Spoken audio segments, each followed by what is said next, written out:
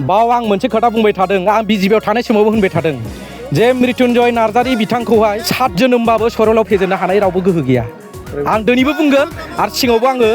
बिजेपियाव थानाय समाव बुंबोदों बे खोथाखौहाय बिजेपि दोलोखौ नागारनानै सा 60 गोख्रों मावथिफोरा बिपिएफ दोलोआव हाबफैदों। फैगौ बिटिसि बिसायख'थिनि बार बारबाय थानाय समावनो फिन आरोबाव बिजेपि दोलोआव खहा।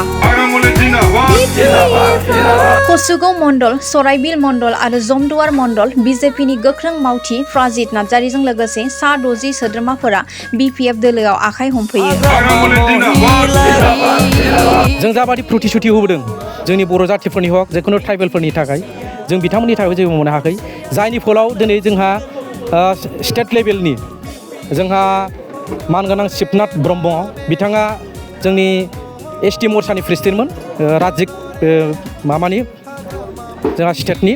दा बिथाङानो जुदि बिजेपिखौ नागारनानै दिनै बिपिएफआव जइन जादोंबा बिपिएफ दोलोनि आदर्श आरो मावखान्थिफोरखौ मोजां मोननानै बिपिएफ दोलोनि राजखान्थि दोलोआव हाबदों होननानैबो बुंथियो फ्राजित नार्जारिया। जों बै समावबो जों बिजेपि आरो इउपिपिएल देरहानानै जोङो सरकार दादोंमोन ना होमब्लाबो जों मावनो हायाखै नाथाय जोङो देरहानायल' नङा दिनै बिपिएफनि मावनाया थार आरो बै समाव मावबोदों आरो एबारबो मावगोन बिनि थाखायनो जों बिपिएफआव जइन जादों। लोगोसे बिजेपि दोलोआ बर' आरो ट्राइबेलनि थाखाय जेबो मोजांनि आरो जौगानांगौनि थाखाय सिन्था खालामा साना होननानैबो बुंथियो फ्राजित नार्जारिया। बिनि थाखायनो जौगानाय आरो सैथो दोलोखौ हेफाजाब होनो बिजेपिखौ नागारनानै बिपिएफ दोलोआव हाबफैदों। बिपिएफआव दिनै आखाइ हमफैनायनि खारना जादों मा जोङो गोबां बोसोरनि सिगां जों बिजेपिआव दंमोन नाथाय बिजेपिआव थासान्दियाव जों माखासे रायजो राजानि गांनाय उखैनाय जों सुख'नो हायाखै दिनै जों गोबां प्रतिश्रुति होदोंमोन बै समाव जेसेखिनि जोङो बिजेपिआव दं बै समाव जों प्रतिश्रुति होदोंमोन गामि गामि हाबनानै जे नोंथांमोननि गांनाय उखैनायखौ जों सुफुंग्रोनो नाथाय दिनै बे बिजेपि आरो इउपिपिएल जथायै सरकार दानायाव जों खुनु बिजेपि वार्कारफ्रा मोनसेबो जों गामि ओनसोलनि जे डेभेलपमेन्ट एबा खामानि मावनायाव जोङो जौगाहोनो हायाखै जों बिनि थाखाय दुखु मोनदों जों रायजो राजानो जोंनि दुखुखौ जोङो सुख'नो थाखाय जों दिनै बे बिपिएफ दोलोआव जों जइन जाफैदों जों सानदों फैबाय थानाय समाव जाहाथे बिपिएफ दोलोजों थाफानानै जों रायजो राजानि गांनाय उखैनायखौ जाहाथे सुख'नो हागोन होननानै जों गोसोआव साननाय दङ। दिनै जोङो बेवहाय 65 जन जादों आरो जोंहा जानो गोबां दंबावो जोङो बाव वार्कारफोर जाफैदों जों बिनि उनाव जोङो गामि ओनसोलाव हाबनानै जों माखासे बिजेपिफोरखौ जोङो बिपिएफआव जों थाबैनो जों जइन होगोन। बाव जोङो मोनथाम समष्टिनि दङ जमदुवार समष्टि आरो सराइबिल समष्टि आरो जोंहा कुसुगाव समष्टिनि नोंथांमोननि बिजाथिखौ नोंथांमोना माबायदि हेफाजाब खालामगोन? बेयावथ' जोङो जेरैबायदि जोङो खोथा होबोदों जे बिजाथिखौ जोङो ओरैबायदि मदद होगोन जोङो सराइबिल आरो जमदुवार आरो कुसुगाव जों बे मोनथाम समष्टियाव जोंनि बिजेपिनि जेसेबां वार्कारफोर जयनिं दङ जों बिसोरखौ मैखोमै जोङो बिथांमोनखौ मदद होनानै जों बिथांमोनखौ देरहासार खालामगोन। दिनै देरहानाया रोखा बेखौ नुनानै नोंथांमोना जइन जादों ना माबा मोनसे मोननो थाखाय जइन जादों? नाय बे जिनिसा जादों देरहाखानायखौ नुनानै जइन जानायनि खोथा नङा बाव जादों मा जोङो माखासे उन्नति आरो डेभेलपमेन्टखौ नायनानैसो जों जइन जानाय जादों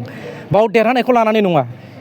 जों बै समावबो जों बिजेपि आरो इउपिपिएल देरहानानै जोङो सरकार दादोंमोन ना होमब्लाबो जों मावनो हायाखै नाथाय जोङो देरहानायल' नङा दिनै बिपिएफनि मावनाया थार आरो बै समाव मावबोदों आरो एबारबो मावगोन बिनि थाखायनो जों बिपिएफआव जइन जादों। बिजेपि दोलोखौहाय मा जाहोनाव नोंथांमोना बे गासिबो नागारनानै फैनो गोनां जाखो? नाय बिजेपि दोलोआ मोनसे नेसनेल दल बाव बिराद रेसपन्स मोनो आं बिजेपिआव थानाय बहुद जिनिसखौ जों सोलोंबोदों आं सोलोंबोदों बिक्तिगत बिजेपिआव माबायदि आदर्श दं आं बेखौ सोलोंबोदों नाथाय मोनसे जिनिसखौ आङो नुबोदों बे बिजेपिआवहाय सेन्ट्रेल स्टेट आरो बिटिसिआवहाय दिनै बिजेपि सरकार दंमोन नाथाय बेवहाय बिटिसिनि वार्कारफोरखौहाय बिजेपिआ मानसि खालामनायनि एबा सिमां जेबो गुरुत्व गैया आरो बेवहाय सेन्ट्रेल हिसाबै गावसिनि मानसिखौ नायो नामा बिथांमोना? बे जादों गोजौ लेभेलनि खोथा सेन्ट्रेल हिसाबै नायो बिथांमोना जोंहाथ' बाव थाखा फैसाबो गैया नालाय जों पार्सनेलि गाव कन्ट्रेक्टार नङा हयथ' बिथांमोना सोरबा कन्ट्रेक्टारखौ लानानै डेभेलपमेन्ट खालामदोंबो जानो हागौ जोंहा बावहाय एथ' बुंनांगौ गैया जाय हक बिजेपिआव आं गोबां सोलोंबोदों बिराद अबिगथा जाबोदों खिन्थु आं मोनसे जिनिसनि थाखाय आं दिनैहाय बिजेपिखौ नागारनायनि खारना जादों मा जे बिजेपिआ जोंनि बिटिसिआव जेबो डेभेलप खालायाखै। नोंथाङा सासे ट्राइबेल हिसाबै बिजेपिआ ट्राइबेलखौहाय माबायदि आदर्श खालामो? थांखानाय समनिखौ होनदों नामा? नाय बै समाव जोङो ट्राइबेलफोरा ओरैबायदि जादोंमोन जोङो बांद्राय बुरजा गैयामोन ट्राइबेलफोर जोङो हमनानै लादो जोङो ट्राइबेल जनगोष्ठिखौ जोङो BJPआवहाय वेलकाम खालामखांनायनि उनाव जों जाबादि प्रतिश्रुति होबोदों जोंनि बर' जाथिफोरनि हक जिखुनु ट्राइबेलफोरनि थाखाय जों बिथांमोननि थाखाय जेबो मोननो हायाखै जायनि फलाव दिनै जोंहा स्टेट लेभेलनि जोंहा मानगोनां शिबनाथ ब्रह्म बिथाङा जोंनि ST मर्चानि प्रेसिडेन्टमोन राजिक माबानि जोंहा स्टेटनि दा बिथाङानो जुदि BJPखौ नागारनानै दिनै BPआव जइन जादोंबा बिथाङा STफोरनि थाखाय मा मावबोदों बिथाङाबो बुंनो हागोन बिथांनावनो दङ बेफोरबायदि बुंनांगौआ। नोंथांमोननि जे बियाबनि बिजाथि बिथांनि देरहानाय बेसेबांसिम रोखा?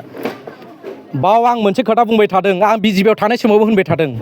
जे मृत्युन्जय नार्जारि बिथांखौहाय 7 जोनोमबाबो सरलाव फेजेननो हानाय रावबो गोहो गैया। आं दिनैबो बुंगोन आरो सिगाङावबो आङो